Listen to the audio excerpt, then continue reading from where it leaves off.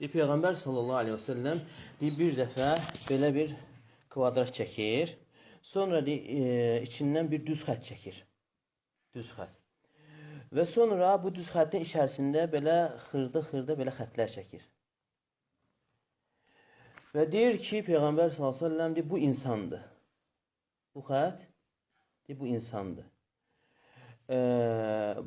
Bu xırda xətlər isə deyir, ona bu həyatda üz verən müsibətlər, çətinliklər, ağrı, acılardır.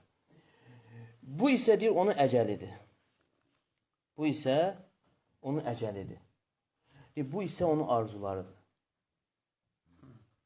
Demək, əcəl çatır, amma arzular gör hardadır. Ona görə insan deyir, qocalır, onda iki şey cavan qalır. Hədisdə gəlir. İnsan nə qədər qocalsa da iki şey cavan qalır. Yaşamağa ümid və bir də dünyaya hərislik.